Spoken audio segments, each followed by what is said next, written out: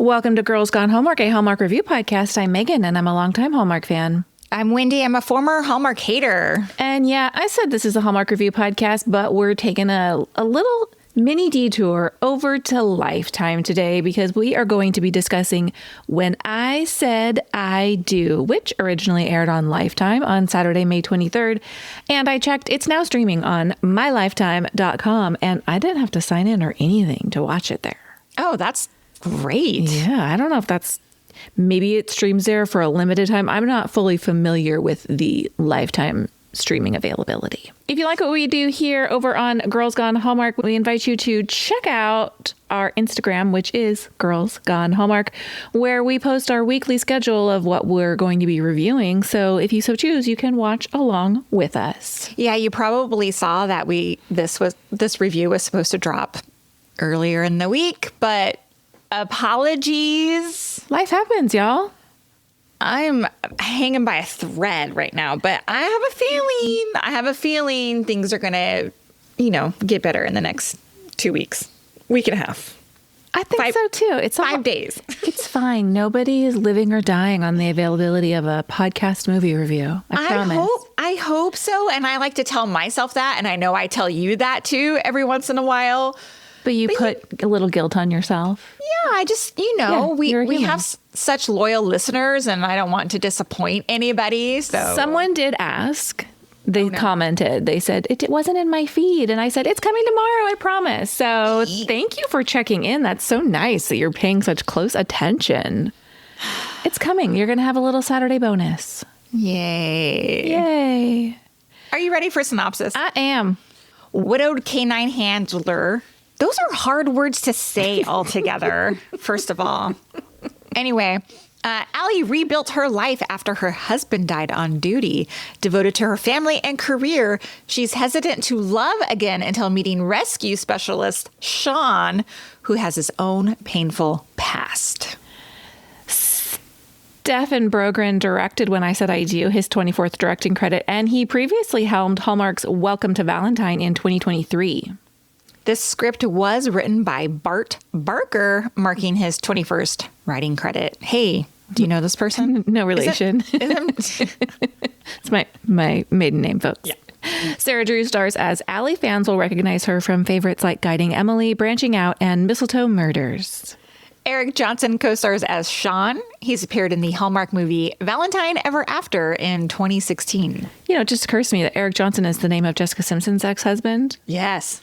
No relation also there. No relation there either. No. Clint and Lisa Black serve as executive producers on the film. The script was reportedly inspired by their hit song from 1999, When I Say I Do.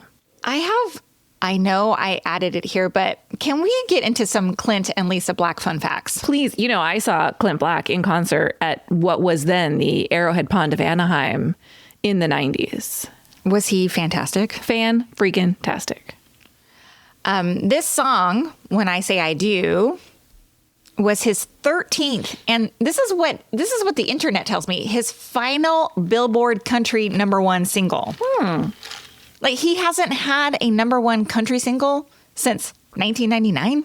But he was kind of a man of the 90s. 13 #1s is a lot.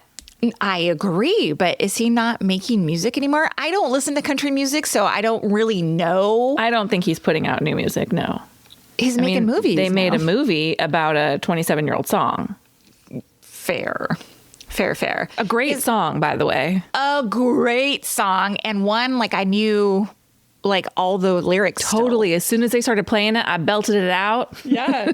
I've been singing it for days around this too. house. My dogs really appreciated it. Oh God. My family's like, shut up already.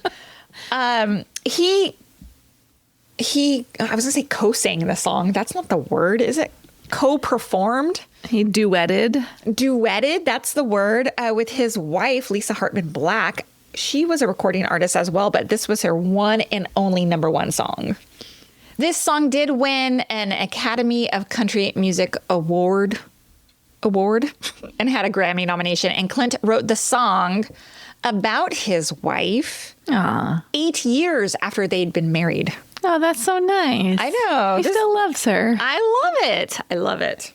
Hey, Wendy, what was your first impression of When I Said I Do? I felt a little bit duped because Lifetime has trained me to expect felonies and not romance. So that's what I thought we were getting here. I was under no such pretenses. And my first impression is no one does an emotional breakdown like Sarah Drew. I have some thoughts about it. Oh. You know, on TikTok, I often get served clips of television shows. That's not really your TikTok algorithm, is it? No, it's not. One that I get often is Grey's Anatomy. And I did recently get the April Kepner learns her baby has a terminal illness in utero. God. And watched her process that in 60-second clips on TikTok. Did Sarah Drew ever wish she ever nominated for her role on Grey's? I don't know. I don't know either. I wonder why she left the show. Was she killed off? I don't watch that show. She was not killed off. Oh. No. She wanted to go make that Hallmark coin. I can't imagine she's making more on Hallmark than she was on what's the name of that showrunner? Shonda Rhimes. Thank you. On a Shonda Rhimes joint. Yeah, I don't know.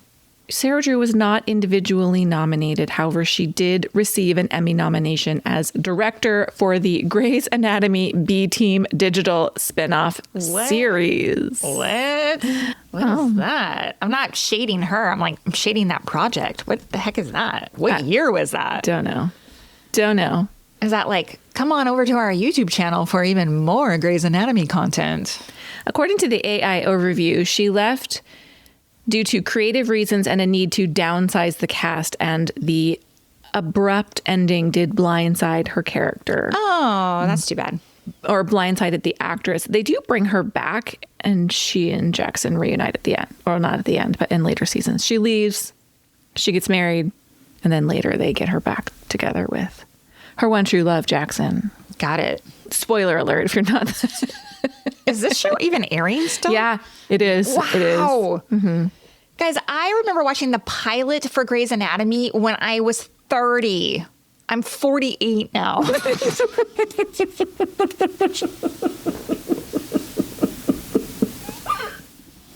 Moving on. If you don't listen to Patreon, you don't know why that's funny. Tell me what you liked about this movie. Well, I did enjoy Sarah Drew and Eric Johnson quite a bit. I'm not familiar with Eric Johnson. We might have watched that. No, we did not ever watch that movie that he was in because it was way pre-us, way pre-Girls Gone Hallmark. Maybe it sounds familiar to me because we just did a Valentine's movie deep dive earlier this year, and it probably came across our radar. Autumn Reeser is his co-star in that movie. Nice. I thought they were real nice together. Yeah. And like I said in my first impression, I was expecting this guy to try to murder her or something. So I halfway through you're like, man, he is not giving me sinister vibes at all. Totally. I felt green flags everywhere. Watching it with my arms crossed, I was disappointed the entire time. And then at one point I did text Megan. I was like, okay, this movie's not bad. But I did believe that these two characters wanted to be together. Mm-hmm. And every time they were on screen together, they do have a very nice chemistry. And I will say points to Lifetime for remembering that adults in love occasionally do things. There was some sexy They were, they were in bed together one morning, whatever. Let's acknowledge that two attractive adults have hormones and aren't just exchanging chaste kisses. Yes, exactly. Yeah. And I don't think it ruined the movie by any means. It still felt, quote, family friendly. Yes. In my opinion. Yes. That was my first. What do you have any comments about these two? I really loved them too. Another dynamic I liked in this movie was the parent-child family dynamic. So good. The scene in the hospital when Allie is yelling at her dad, Innes. Yeah. So real, right? She's just so frustrated. And she's just sit down and stay there and listen to the doctors. Do not add anything else to my plate at this moment, please. Right. It's so real. And then later in the movie, when she finally gets her dad to agree to her son Benjamin moving in to kind of help out, and she gets him to agree under the guise of like, it'll help mom out. As she's leaving, she's like, I love you. And he's like, I love you too. And it's just real. You get frustrated with the people in your life and it's okay at the end. I agree. These were some of my favorite scenes between Allie and her dad. Mm-hmm. You know, I think because of the stage of life that we're in. Yeah. When your parents are still your parents, but you start to become like responsible for them a little bit, or like, you know, that role reversal sneaks up on people. And I just thought Sarah Drew's character of Allie, like, this was a nice storyline to incorporate in this movie. The woman has a lot of stuff going on, a lot of things. Like we've said, what we've wanted from Hallmark movies is characters have layered lives, and this woman had a layered life. Absolutely. So it was very realistic, and it felt very real to me. I think so too. And can I just say, like, their dialogue was real good. It was mostly between like Allie and her dad. They had a very nice, casual, realistic dialogue. Like, you're pissing me off right now, and you're pissing me off. And they would say stuff like that to each other. I was like, oh, this is very non-Hallmarky, but also very kind of realistic as well. So I just appreciated it. A little like for me, loved the daughter's Gen Z vocabulary. Vibes are potentially sus, made me LOL. I just thought it was great and fun. This is a little like for me, I liked that Allie was still grieving the death of her husband. Mm-hmm. And it wasn't treated like a problem that needed to be solved before she could move on in a new relationship. Like, she still shows up for her job. She still shows up in parenting. She still shows up with decision making and helping her parents. Like, I appreciated that while she was still grieving, life still went on. Yeah, it's just something she needs to live alongside. Exactly. Mm-hmm. I have one last like that is going to turn into like a little bit of a conversation piece, if I may. Yes. So I really enjoyed the search and rescue profession. Oh, me too. So on Hallmark, we get stories with bakers and inn owners and Christmas tree farm people. I'm not sure I don't want to say never, but search and rescue teams. I know we get the occasional like first responder movie, but search and rescue? Question mark? Nothing's clicking offhand right now. Email us at hello@girlsgonehallmark if I am missing something in the resume of Hallmark. But let me get on. I enjoyed the energy that setting gave to this movie. I liked it. But then it started to get me thinking about first responders in a way that I've never really given any thought to it. Uh-huh. I was wondering about the spouses and families of first responders. Are they just white knuckling every shift that their loved one goes on? Like every late night call, every rescue mission? Like, I don't know if I could live in that heightened state of fear that something might happen. Yeah, no, the same. I feel the same. That would be really hard for me to. You need a good team behind you to be able to do it well. Totally. So I'm so curious, like if any of our listeners, we don't have to read anything on air or whatever, but I'm so just curious of like what that process is like. Yeah. If you are a spouse or a first responder or in law enforcement or whatever, how are you functioning during your day? You know, this storyline of I can't be in a relationship with someone who's putting their life on the line daily is not new to me. I couldn't name a specific project, but I do know that I've definitely read books where this was the storyline. For whatever reason, this person had lost a parent or just couldn't live with that fear every day. Mm-hmm. And I think it certainly comes from a real place. I'm going to go on and talk about it more in my wishes, but that's where I wanted to leave my likes. Well, I want to say two things. One, on the search and rescue topic, I think you're right that even outside of Hallmark, we don't get a lot of search and rescue content. And there's so much first responder content. I mean, how many police, hospital, firefighter, frontline shows are there? There's room in that market for a search and rescue situation. And I'm sure there has been, but it doesn't dominate the way some of these other professions do. Agree. My last full like is, as much as I think I was supposed to find this movie full of, quote, yucky love stuff, name that movie. I cannot. Best Friend's Wedding. Oh. I think maybe some may have found this movie cheesy. I kind of was in on the romance of it all. I was in the mood to take that sort of content in. I didn't find it cheesy. Have you seen reviews that people thought it was cheesy? I haven't actually read a single review. I just think sometimes when we get into the dramatized love of it all, I don't know. Okay, so tell me why you're on the fence. I want to talk about the fight. Yes, let's talk about it. I can't decide how I feel about Allie getting mad that Sean didn't fight for her. Now, I thought on screen, it's a great fight. I love the way they yell at each other. It's fun to watch. Mm-hmm. But she told him 3 times. First, she doesn't date guys that she works with. Then she needs to take things slow. Finally, she tells him she's too much for him. She doesn't have anything to offer him, and she pushes him away when her dad's in the hospital, and she feels like she's just going to be taking more than she has to give, right? Mm-hmm, mm-hmm. He listens to her and gives her the space that she asks for. And then she shows up and she's like, you didn't fight for me. She's pissed. Yeah. Yeah. And I thought, great fight.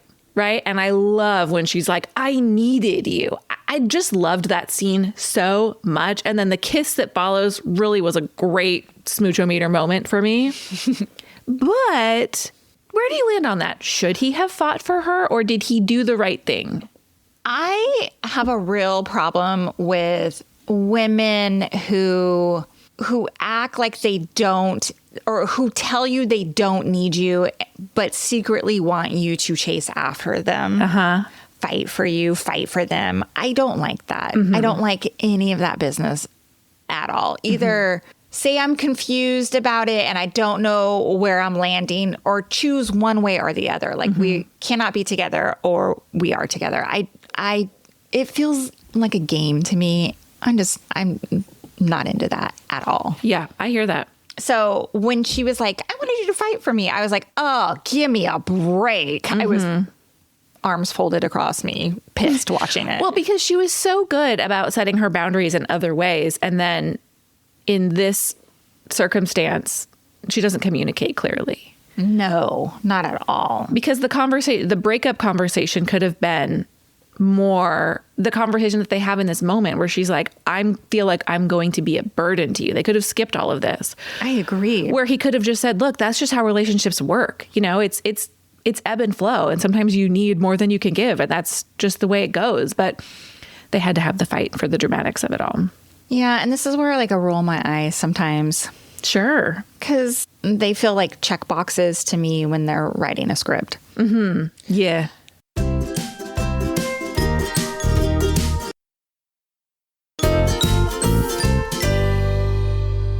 So we're full on in wishes now. Yeah. I have a few. Mm-hmm. I was annoyed with a couple things. The pace of things in terms of, like, these two are fully in love with each other. I just felt like escalated very quickly. Mm-hmm. When Sean goes out on his mission, his search and rescue mission, and he's not in communication for several hours, and she's stressed out, right? And he comes, first thing he's got to do, I got to go see Allie, right? And she's pissed in this movie. He proposes? How is that going to make the situation any better? Well, he proposes and says, I'll quit my job. I know, but I'm like, bro, like, I know. Say you'll quit the job first, and then it just was...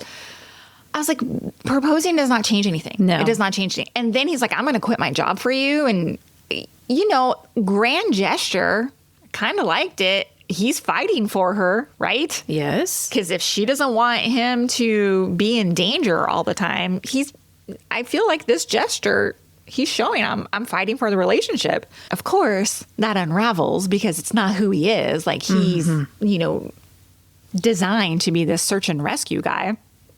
And her mom lays it on a little bit thick for her in terms of that. Well, with good reason, I think. I agree too. Like, I don't think a person should, I don't know. I could go either way. I don't think a person should walk away from their job just to satisfy their partner. Mm-hmm. There's got to be some sort of workaround here. Mm-hmm. And in the end, he goes back to his job, does he not? Oh, yeah. So where are we at? Okay. What's the workaround? Like, what have we settled on? So everything you said, the timeline of their relationship feels so clunky to me. We go from Sean calling into the radio show to ask for advice to them having dinner together. I guess we're meant to assume that he called and asked her out, but what led her to change her mind about going out with him? We don't see any of that. I would like to have seen that because it was a sticking point for them. Then we get a montage of them spending time together. They're flirting, they're smiling, they're in a very relationship-y place, holding hands. And then he asks her to be his girlfriend. She's like, whoa, whoa, whoa, whoa, whoa. I gotta take things slow. Mm-hmm. I was like, okay. But then to the, I quit my job for you. No, I don't. I agree with you that I think it's a nice grand gesture. Sure. But as soon as he did it, I was like, I don't like that because while it's nice that he was willing to do it for the relationship, I feel like she had to know, I can't ask you to say goodbye to this huge part of yourself. And I think for me, the most glaring part of this is there's never any discussion of Allie leaving her job. And she puts herself in danger, too, as evidenced by the end of this movie. Yeah, but Sean's not like spun up about her being at work. I agree. Allie's the one with the, quote, problem. I agree. However, it feels to me because Allie's children lost their father in an accident, not because of his job, in an accident. But it seems to me like if she's going to take issue with her potentially losing someone else, why at no point is she like, I can't have my children lose me. Why at no point is that a thought or a discussion? I don't think a person who has a dangerous job should inherently be required to quit that job because they have children, because we need people to do these jobs. And it is a huge sacrifice on the part of the families. But for someone like her who was so intent on, you can't have a dangerous job because it scares me, I find it interesting that she never thinks about like, well, what would it do to my kids if they lost their second parent? Yeah, totally. Or, I mean, what about this? Maybe this is naive, but isn't there risk every day in losing somebody you love? Sure, like, of course. Anybody could get hit by a car. Isn't that what happened to her attack. husband? I can't in remember. a car accident, I don't remember exactly. I thought he died in the line of duty, but I don't remember. Oh. But I'm just saying, like, life is unpredictable. So the fact that she so can't function because he's out on a job is too much for me, because you could get mauled by a dog in your front yard. Absolutely. You know what I mean? Absolutely. I'm like, what? Yeah. What? It's like, I'm not going to go to X, Y, and Z locations because those events are dangerous. Well, it's dangerous to exist in the world. Yes. Yeah. Exactly. Yeah. And my maybe final wish of this movie is that we kept just going back and forth over like, I love you, I can't do this, I want this, no, I can't do this, this changes everything. What? Yeah. So I don't know if it would this work better as a series? No. No. Yeah, I agree. I'm not asking for that either. I just, maybe in like the 80 minutes or whatever it gets, 75, how long? An hour and a half movie? Maybe we could have cut some stuff. I don't know. Yeah, I agree. My other wishes go to, don't turn the podcast off, but I'm not sure we needed the Clint and Lisa cameo. Oh, I agree. I think it would have it was cute. They were fun. I found Clint very charming in the way he was all in on their relationship. It was sweet, the way they talked to him. All of that was fine. They did a great job. I'm just not sure that it was needed. And I think it also, rather than Sean, a man who lives in the year 2026, calling into a radio show. It was giving Dr. Laura, wasn't right? it? It was giving Sleepless in Seattle a little bit. Why did he not just talk to his friend, Brett, played by Ronnie Rowe Jr.? Why couldn't he have just said, man, this is what I got going on? He could have just said, Ask her out, man. Yeah. Shoot your shot. That conversation seems so much more organic to me. And then they bring it back in like, oh, Clint and Lisa sent black. Okay, whatever. And you don't know where the flowers at your wedding came from? Yeah. Where did all these flowers come from? Finally, this is also Clint and Lisa shade, but it's not really. I love this song. I said it earlier. Great song. The title does not relate to the content of this movie at all. Oh, tell me more. It has nothing to do with them getting married. True. I mean, they get married. That's not what this movie's about. It's their commitment to each other. Sure, I suppose. Great song, though. Let's talk. Did you see that? I really don't have one other than Grover was my favorite. Grover was great. Although Grover does kind of disappear halfway through this movie. Like, there's no Grover for 60% of this movie. I know, but when Grover's like standing over the area where she has fallen in, and Grover's like, first of all, Grover is a girl, which is so funny. I love it. She's like, woof, woof, woof. And he's like, oh, is mama down there? You know, I was like, that was cute. A dog lover, I was like, would my dog flipper it out for me here and like Lassie tell somebody I'm here? Probably not. Flipper. My two did you see that's are the first rescue scene features a very prominent green screen when Sean goes to rappel down to rescue the hikers that had fallen. And my second did you see that is simply a question. What's with Allie's mom and her little dog? Did you even notice? No. Oh, she carries a little purse dog around in her arms everywhere she goes. Never even realized. And that mom seems very like down to earth. Like, it was just funny. She's just always got this little dog in her arms. No, never even. They didn't even like acknowledge the little dog. I don't remember. Little Chihuahua like dog. No idea. I gotta ask you. Did you think it was when the daughter's prom date cancels on her, and then Sean gets like the cadet or whatever to come take her to prom? Did you think that was weird? I mean, yes, because he was kind of like older. Yeah, was he older? I don't. He could be 19. I don't know. Or in high school, right? Couldn't he be doing some sort of like? I don't know. I thought it was weird, and also like I don't want someone to like show up and pity date me to prom that I've never met before. They're like, thank you so much for doing this. Thank you so much. Yeah, that would not make me feel good. What? Yeah. Especially in this day and age, which I don't know if people know, but like people can go to prom without dates. Lots of people do. Totally. They just go with a group of girlfriends. Yeah. So like I get that it would be devastating to be a teenage girl and have your date bail on you. There are other options. I agree. Are you ready to rate this one? Yeah. What did you rate it? I gave it 3 stars. Oh, I gave it 3.75 stars. Okay. You need more comedy or action. Or something. Yeah. I need more murdery. When I'm telling you Lifetime, like I expect stolen babies or, stuff like that. Sure. Stolen babies. Uh-huh. Are romances like, does Lifetime make romance movies on the regular? I think so. I had no idea. I think so. I always thought it was like ripped from the headlines kind of. I think that's a lot of it. And that's why I was so excited. I was like, ooh, Sarah Drew doing something different. Nope, not really. But, she's still great. Wait, were you going to have a comment on her dramatic moment or? Oh, I just didn't like it. Oh, so over the top. I just love her. Okay, so I just clicked on a link for Lifetime upcoming movies. This is a weird IMDb list. It's not, don't come for me. I don't even know when these are coming out. But this just happens to be a list of 10 upcoming movies. Some of them have already come out. But The DNA Murders, Sorority Wars, Buried by My Husband, Deadly House Party, Nanny's Deadly Secret, A Song to Kill For, Deadly Crush, His Deadly Arrangement, Deadly Therapist, and The Perfect Stepmother. So yeah, I think you were right to expect a little more murder in our. Do you want to review one of those? There's got to be a Hallmark listener who likes that stuff too, like I do. For sure. Yeah, we'll find a murdery Lifetime movie to do next. Fan-freaking-tastic. Hey, thanks for listening to this episode of Girls Gone Hallmark. We'll be back next time with more reviews. Goodbye. Bye.